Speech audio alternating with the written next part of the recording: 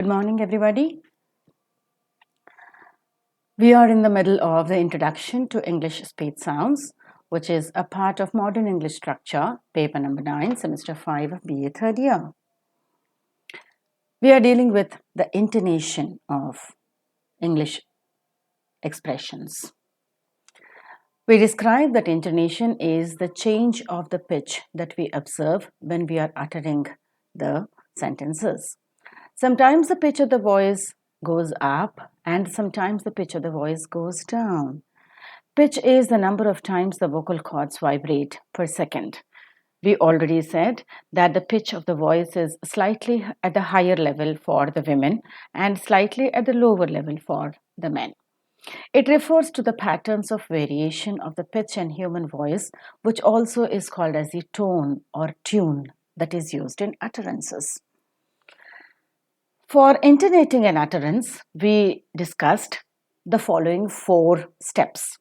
The very first step is to divide the utterance into tone group. The second is identification of the stressed syllables.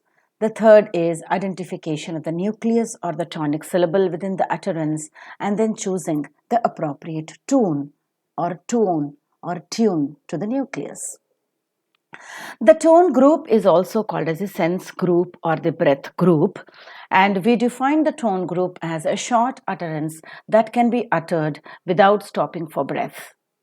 A group of words or a group of utterances or maybe a phrase or maybe a clause that can be uttered together without stopping for the breath is called as the tone group. Normally, the tone group is marked by a slant line in the middle. When we are beginning the tone group, it is always the double lines. And we are ending the sentence, it is always the double lines.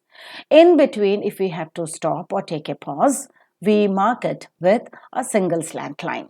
The end of the sentence and the beginning of the sentence are always marked by the double slant lines, we said. So, a single utterance can have a single tone group if it can be uttered together without stopping for breath, or it can be divided into a number of tone groups depending upon the length of the sentence and the meaning that we want to communicate. Once the tone group is marked, the second step is to identify the stressed syllable in each tone group. By following the rules of stress, we normally tend to give stress or accent to those words which belong to the content words, like the nouns, the verbs, the adjectives, the adverbs, together with the interrogative pronouns and the demonstrative pronouns. Normally, in an utterance, these are given the stress. If they are monosyllabic words, they are stressed in the beginning of the word. If they are polysyllabic words, we give the stress exactly by following the same rules of stress that we discussed under the topic of stress or accent. So a disyllabic word or a polysyllabic word will be receiving the stress according to the rule that we already discussed. And the grammatical words or the structural words are normally not stressed, and they are reduced to their weak forms according to the rules that we already discussed under the section of weak forms. Once the stressed syllables are identified, we need to identify the nucleus or the tonic syllable for each tone group. The nucleus or the tonic syllable is the important syllable within the tone group where the pitch movement or the pitch change is observed. Now, for a normal utterance without any implications, usually the last accented syllable becomes the nucleus and will receive the pitch movement. The pitch movement or the intonation can be the falling tone, the rising tone, or the fall-rise tone, as we already discussed. The choice of the nucleus is determined by the meaning that the speaker wants to convey.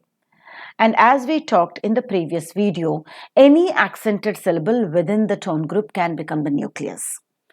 If the nucleus is the last accented syllable in the tone group, the remaining accented syllables before the nucleus within the same tone group are given primary accent. By primary accent, we mean that it is marked with an apostrophe before and above the stressed syllable. But if the nucleus is somewhere in between or in the beginning of the tone group,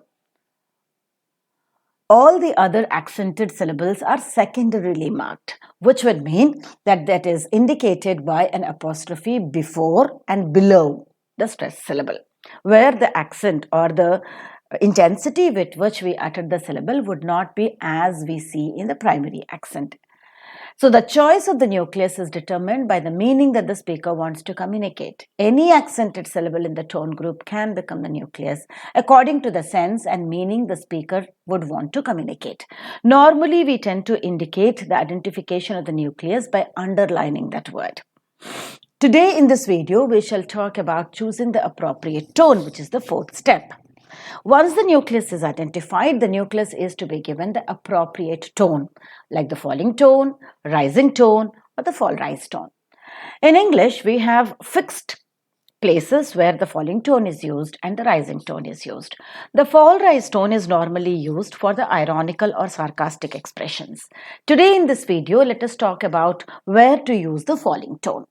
The very first place where we use the falling tone, first of all, the falling tone is indicated by the mark that you could see on the slide, falling from top till bottom. The very first place where the falling tone is used is for the ordinary sentences without any implications. Normally, the ordinary sentences that begin with a capital letter and end with a full stop. 80% of utterances that we make are the normal statements. For all these normal statements, which begin with a capital letter and ends with a full stop, they all will receive the falling tone. For example, I am a student. Now, this is an utterance that can be uttered in a single attempt, so that belongs to single tone group. The second step is identification of the stressed syllables. I being a pronoun is not stressed. Am being a helping verb is not stressed. Being an article is not stressed. And the only word that is stressed in this tone group is student. And that is stressed in the initial position. Now, this is the only stressed syllable that we have identified. So, naturally, this itself becomes the nucleus. So, we identify student as the nucleus, and to this we give a falling tone because it comes into the very first rule of the falling tone, which is an ordinary sentence without any implications. So, that itself will receive the stress. Student is a word that itself will receive the stress. That is the nucleus which will receive the falling tone. So, I'm a student. You fall down. I'm a student. Similarly is the next one. It is very good. Now, this can be uttered in a single attempt, so it falls into a single tone group. Talking about the second step, to identify the stressed syllable, it belongs to the grammatical word is, belongs to the grammatical word very is an adverb, so stressed. Good is an adjective, so stressed. Now, of these two words that are stressed, let us make the last accented syllable as the nucleus. So, good is the nucleus here. Now, good will receive a falling tone because it's an ordinary sentence without any implication. So, when you identify some stressed word as a nucleus, you rub away the intonation part, you rub away the stress part of it and give it the intonation of falling tone. Similarly is he likes sweets. This belongs to single tone group. Likes and sweets being verb and noun are stressed. Now, sweets is the nucleus that we have made, and sweets will receive a falling tone because it's an ordinary sentence without any implications. So, by applying the rules that we have been discussing, we can easily intonate the given accent and practice for its pronunciation. She lives in Delhi. Now, she being a pronoun will not be accented. Lives is a verb. It would be accented. In is a preposition, not accented. Delhi is a noun that is accented.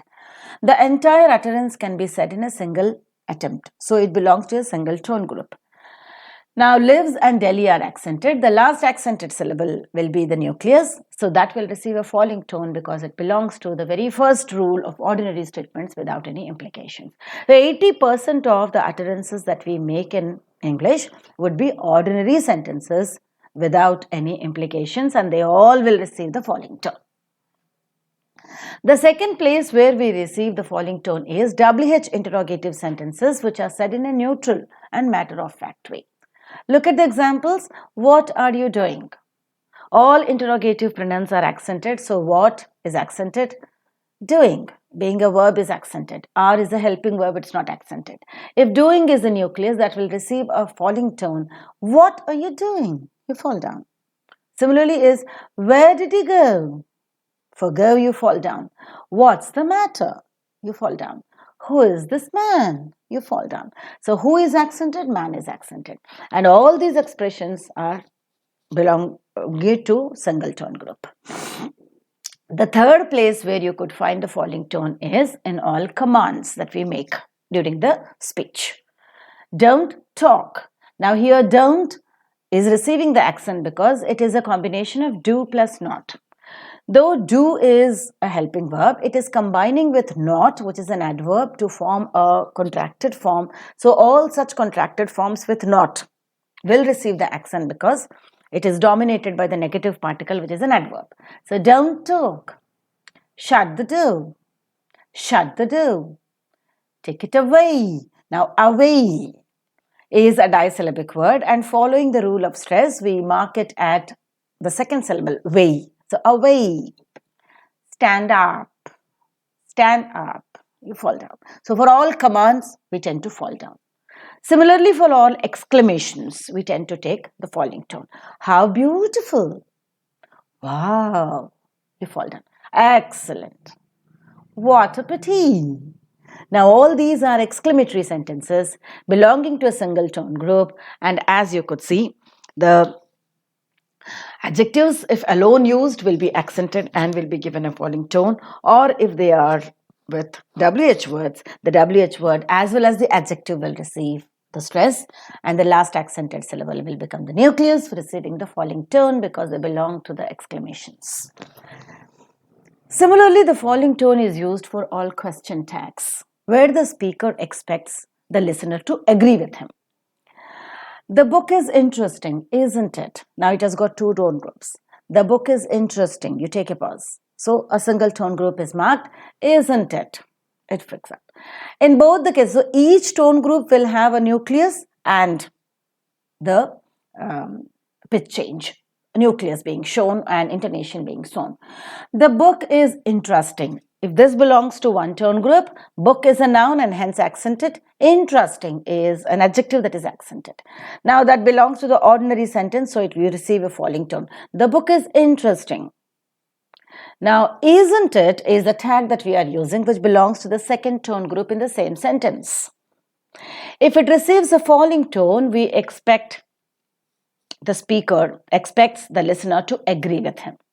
The book is interesting, isn't it? If you fall down, you mean that you want the listener to agree with you that yes, the book is very interesting. But exactly the opposite meaning is expressed if you give a rising tone. The book is interesting, isn't it? If you raise up, you mean to ask the listener whether to agree or disagree and express his opinion, whether he likes it or not. But if we expect the listener to agree with us, it is always a falling tone. Normally, we use a tag to expect the listener to agree with us. So normally, question tags will receive the falling tone. Unless and otherwise, there is another implied meaning, we don't use the rising tone. So the book is interesting, isn't it? He has gone abroad, hasn't he? You fall down again. So abroad, you take a pause because the tone group is over. Hasn't he? You fall down again.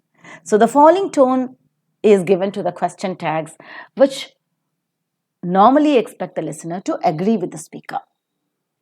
The next interesting place where the falling tone is used is with the rhetorical questions. Rhetorical question is a question that you ask in a repetitive way.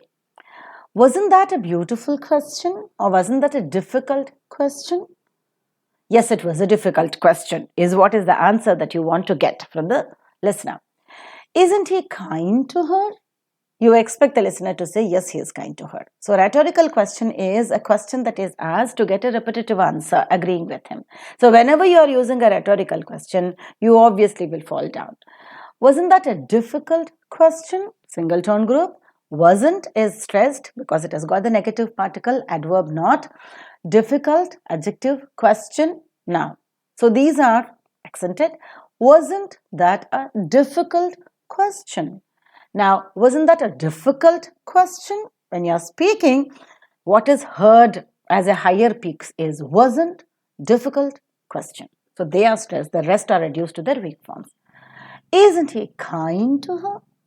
Kind to her? You fall down. So these are the places where the falling tone is used. There are 6 interesting places where the following tone is used. Number 1, ordinary sentences without any implications. Number 2, WH questions with a matter-of-fact way. Number 3, all commands will receive the following tone.